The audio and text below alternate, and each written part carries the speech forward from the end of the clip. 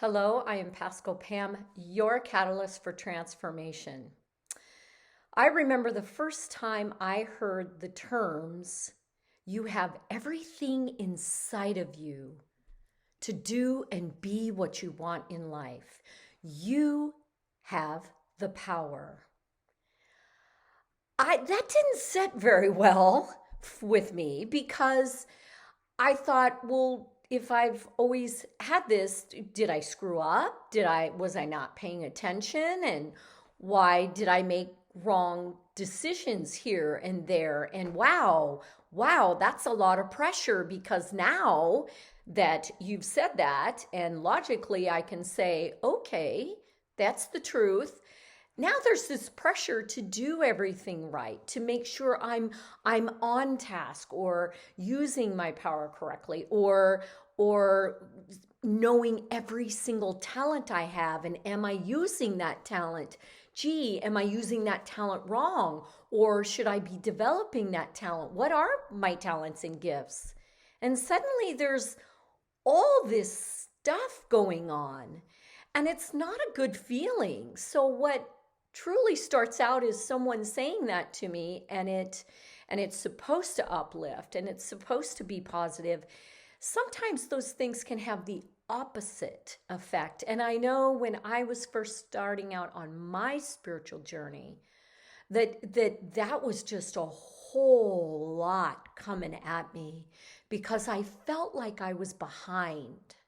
I felt like as a 60-year-old, I am way behind if I haven't figured out what my gifts are, if I haven't really known that I've had this power.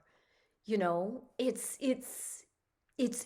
almost like now I've got a new anxiety to worry about. And that's really all those things that came at me needed to be let go. What I needed to realize is that every day I get up, every day I simply participate in the everydayness of life. I am creating. We all know the saying, thoughts become things. But what does that really mean? What does that really mean? And it means that you need to take one step further back to the stories and beliefs and look at those things and ask, does this serve me anymore?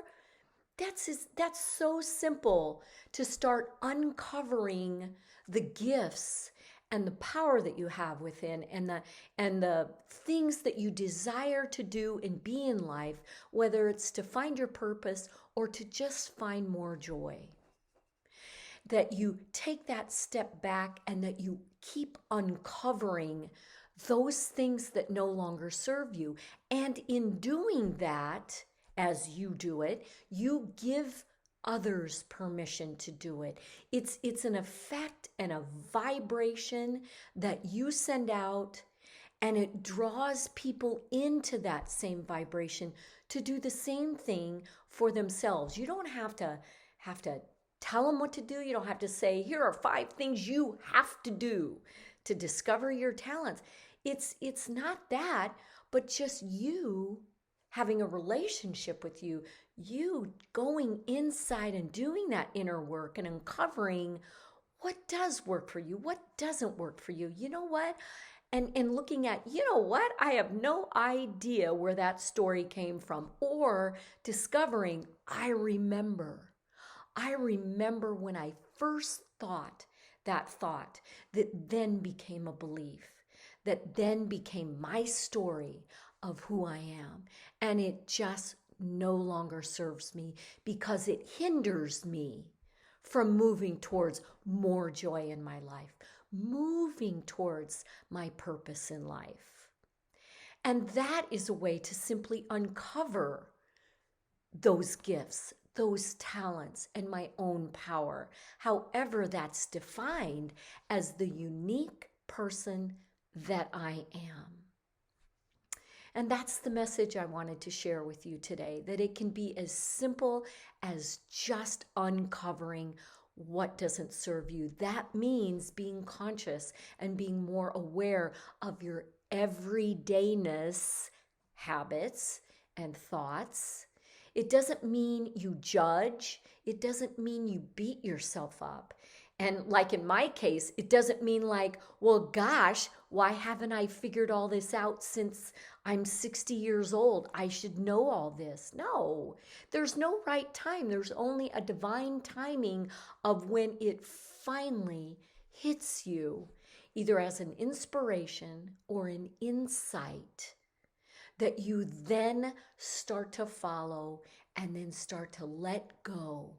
Let go, let go, let go, until we get back to that childlike innocence of who we authentically were when we were such young babes. And we explored the world with all kinds of creativity in the present moment that we were in, whether it was playing with a toy or being with a friend and making up, the whole pretend whatever scenario we were in playing with our friends. We need to return to that because we are always creating. And I know when I first heard that, it was kind of like a lot of pressure. If I'm creating, what if I create something not good? And it doesn't have to be that way, because when you are following what does serve you as far as thoughts and as far as habits, you can't help but create what you want. And that should be a no pressure situation, because we can sit in stillness and do nothing, and we are still creating because we are internally allowing our intuitive voice to speak, and to that so truthful, still small voice to let us know what it is we need to take the next steps for.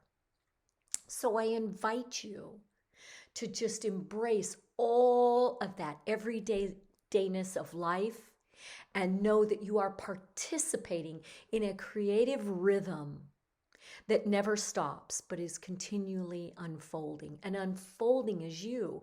We aren't a goal where we reach a certain age or we get this education and we're done.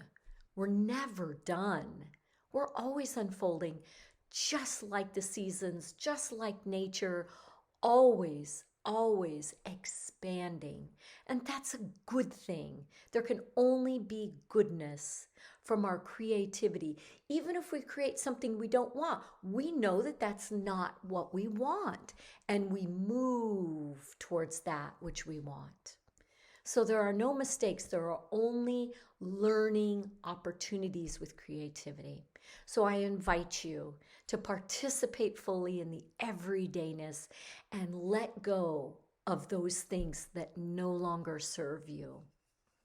I will see you next week. This is Pasco Pam, your catalyst for transformation.